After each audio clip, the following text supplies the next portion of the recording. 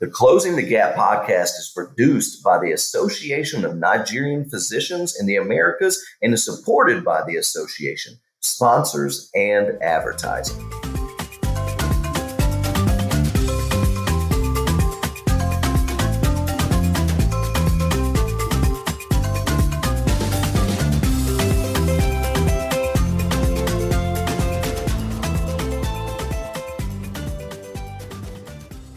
Hello, everyone, and welcome to the Closing the Gaps podcast, brought to you by the Association of Nigerian Physicians in the Americas, also known as ANPA.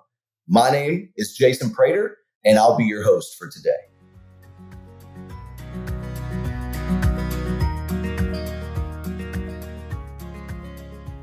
Today on the show, we have Dr. Kome. She is a pediatrician certified in the United States. But listen, she has gone beyond medicine. She's even helped transform medicine and marriages. She is doing huge things to help close the gap. So without further ado, Dr. Kome, please, I just want you to introduce yourself, and I want to speak and hear a little bit about your profession and what you are doing to help close the gap. Hi, everyone.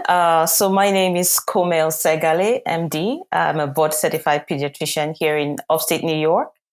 And I am one of the executive member of the ANPA New York chapter. Been a member of ANPA for the past 4 years. And today I'm going to share about closing the gap in healthcare by focusing on this issue from a completely different angle. And that will be from that internal gap that we have. We talk about closing the gap with looking at health disparity in Nigeria and in North America. But I think one thing that we seem to neglect is the physician himself or herself, the gap within, okay? And that's where my focus is going to be on today. That's perfect. And I would like to be able to hear a little bit more of what you mean in regard to that, because a lot of individuals we have on the show will speak about closing the gap, sometimes not always about what does that reflect or mean to you, or how does it even affect you. So if you would like to elaborate on that, we're loving to hear it. I'd love to do that. So you see, I came to the United States as an immigrant to achieve my highest vision and goal, to be a doctor in the United States, right? To have a job satisfaction, provide for my family, have a good life and opportunities that I didn't have to provide those for my kids, to earn a good income, right? To achieve the American dream. But I achieved my dream, but over time I became unhappy and then I had a heart attack. Wow, yes. So how did I get from being a highly successful physician to being, burnt out the way I was when I had a heart attack? Wow, so I'm going to talk about being burnt out and as a sign of, the gap on the inside.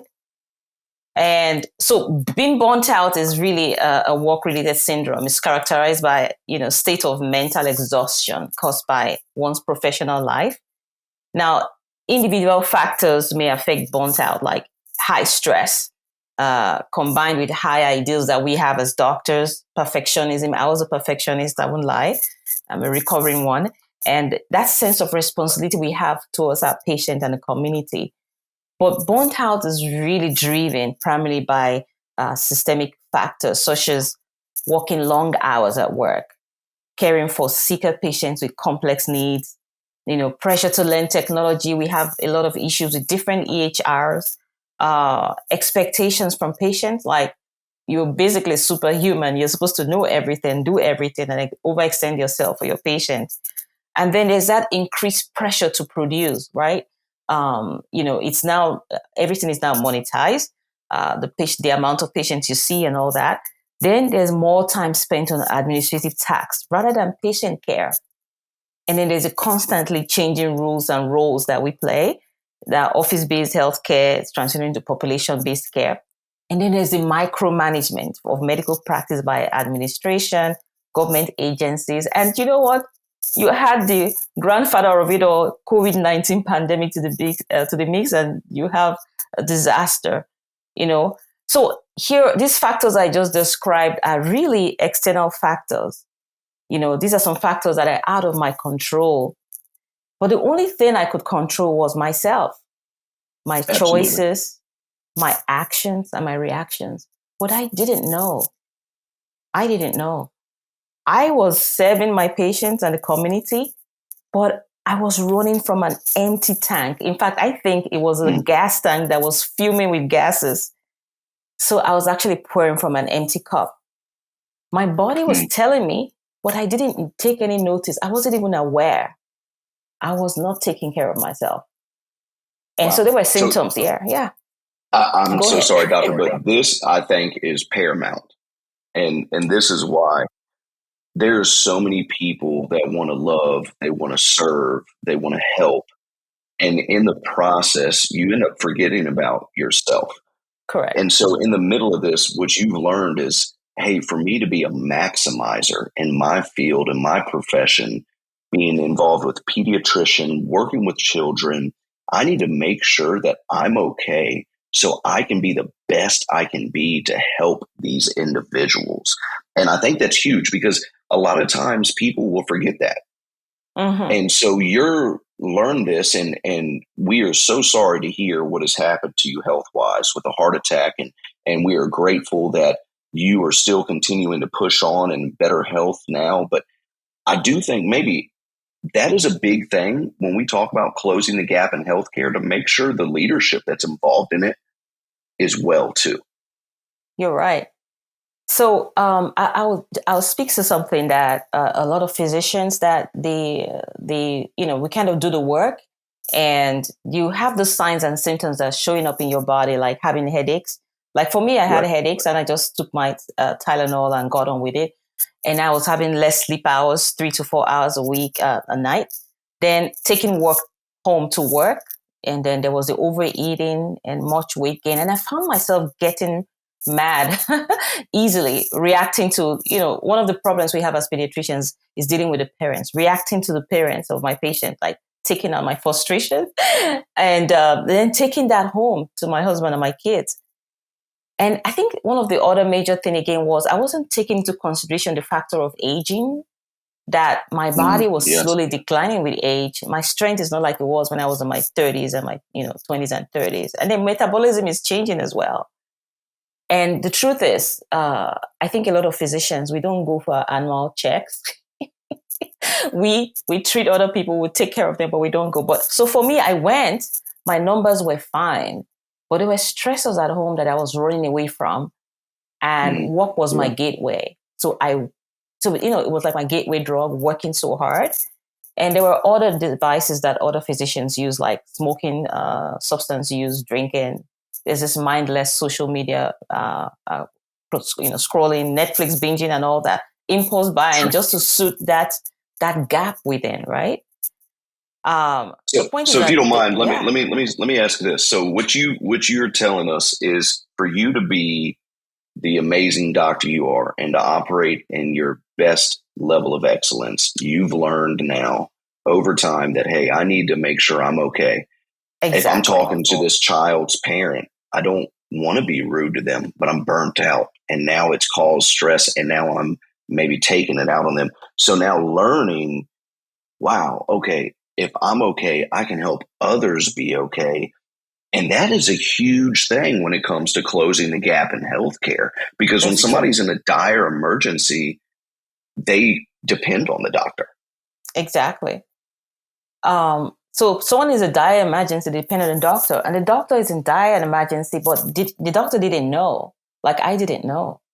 So in a way, having the heart attack was a pivotal turning point for me, that I had to turn around and look at myself, and Nigerians are very religious, right? We talk about the Bible that, love God with all your heart, love your neighbor as yourself. I think the part we leave out is loving yourself.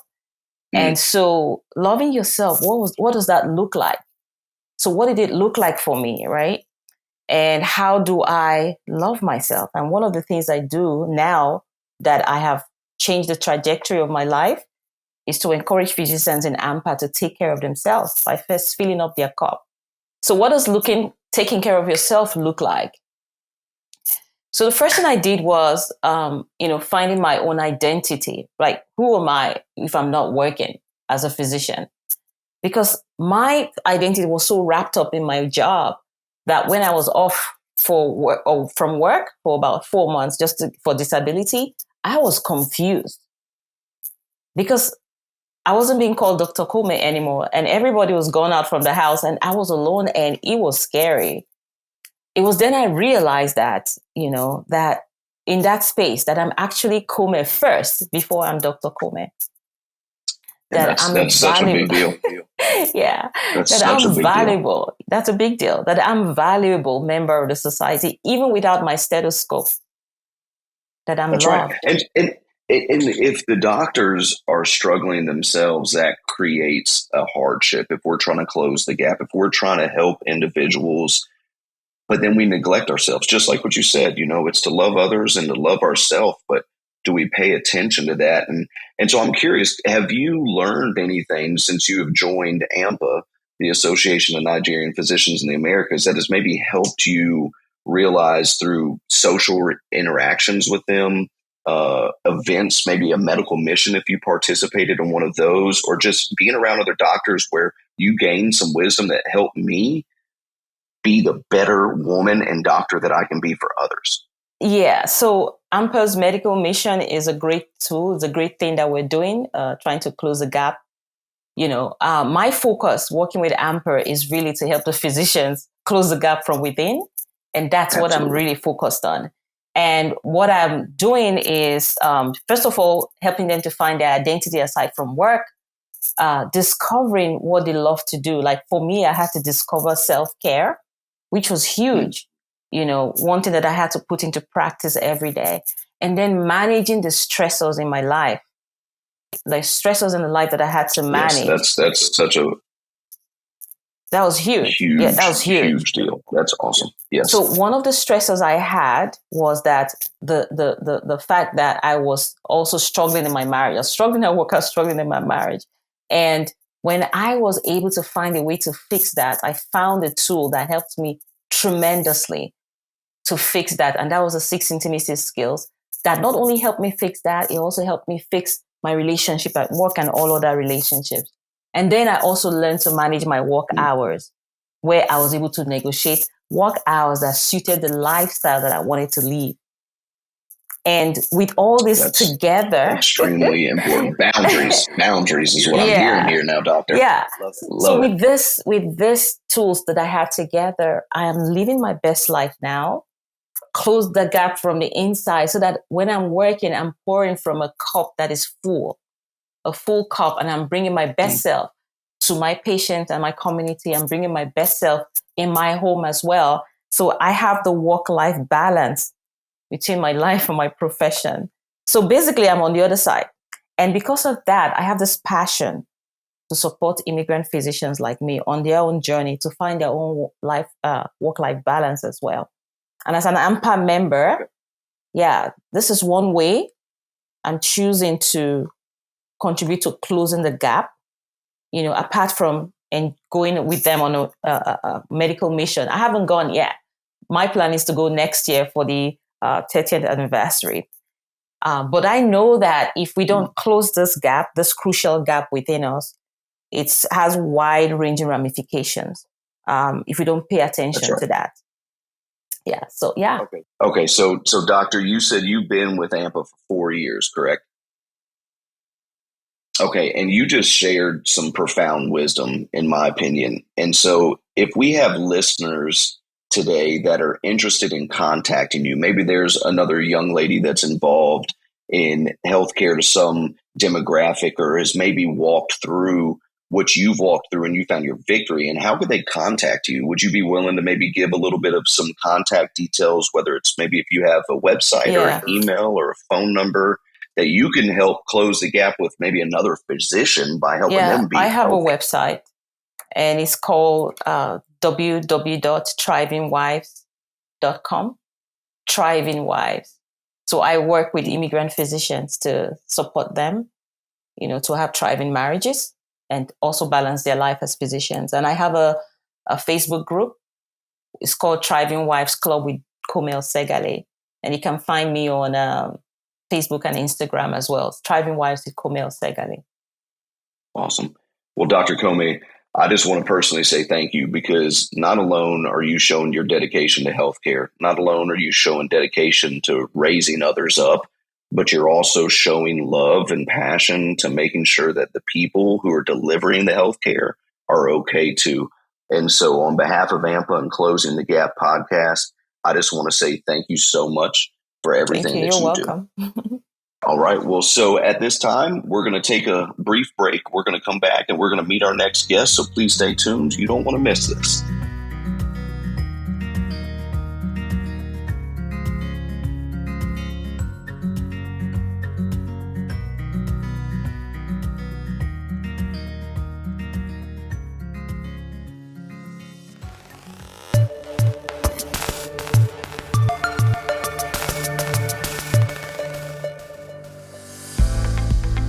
Have you ever considered plastic surgery?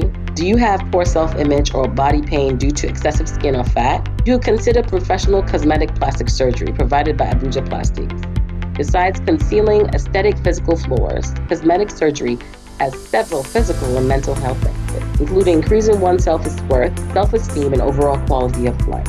At Abuja Plastics, we specialize in facial rejuvenation, breast enhancements, and other contouring procedures such as liposuction, tummy tucks, fat transfers, and mommy and daddy makeover. Our office is located at 2768 Kofo Abayami Street, Victoria Island, Lagos, Nigeria. Visit us online today at www.abujaplastics.com or email us at info@abujaplastics.com. ANPA Closing the Gap podcast listeners can get 5% discount on surgery fees and 10% off spa services when they mention the Closing the Gap podcast. Get your nip and tuck today at Abuja Plastics.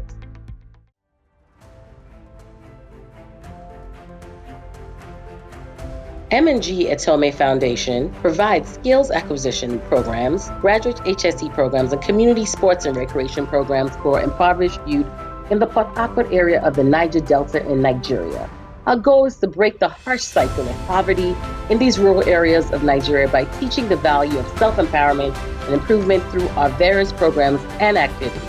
To find out more about what we do at M&GE at Kome Foundation, visit our website at www.mgesolutions.org. We also welcome your donations, support, and sponsorship offerings. Together, we can facilitate positive change and programs for sustaining development of youth in the Niger Delta community.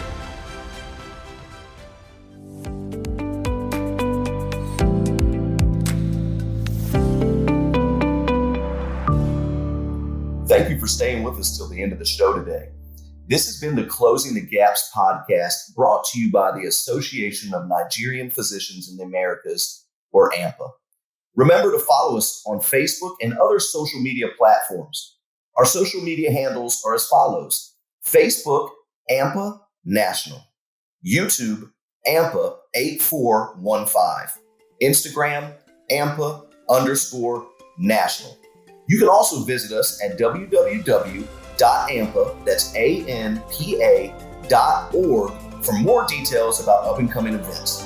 Finally, remember to join us next week for our Closing the Gap podcast, where we'll have a whole new set of guests doing amazing things to close the gap and make healthcare services more accessible to people in Nigeria and in the United States. Once again, my name is Jason Prater, and it has been a pleasure being your host today. And until next time, stay healthy and have a fantastic day.